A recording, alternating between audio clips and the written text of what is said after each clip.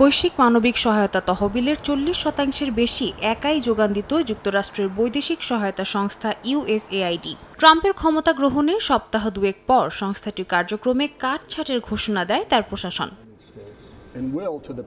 বিশ্বখ্যাত চিকিৎসা সাময়িকী ল্যান্সেটের এক গবেষণা প্রতিবেদন বলছে, সহায়তা তহবিলের এই কাটছাঁট অনেক নিম্ন ও মধ্যম আয়ের দেশের ক্ষেত্রে ভয়াবহ পরিণতি বয়ে আনতে পারে। এতে করে ঝুঁকিতে থাকা জনগোষ্ঠীর স্বাস্থ্য সেবার বিষয়ে 2 দশকের অগ্রগতি থমকে যেতে পারে বলেও জানা গেছে। ফলে যে ধাক্কা আসবে সেটাকে বিশ্বব্যাপী মহামারী বা বড় ধরনের সশস্ত্র সংঘাতের সঙ্গে তুলনা করা যেতে পারে।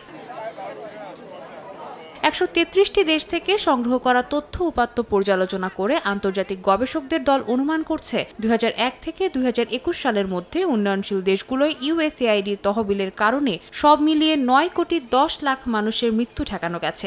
এখন ইউএসএআইডির অর্থায়নে কাটছাঁট করার ফলে আগামী 2030 সালের মধ্যে বিশ্বজুড়ে 1 কোটি 40 লাখের বেশি মানুষের প্রাণহানির শঙ্কা তৈরি হয়েছে। এর মধ্যে 5 বছরের নিচের 45 লাখের বেশি শিশুও রয়েছে। অর্থাৎ প্রতি বছর প্রায় 7 লাখ শিশুর মৃত্যু ঘটতে পারে।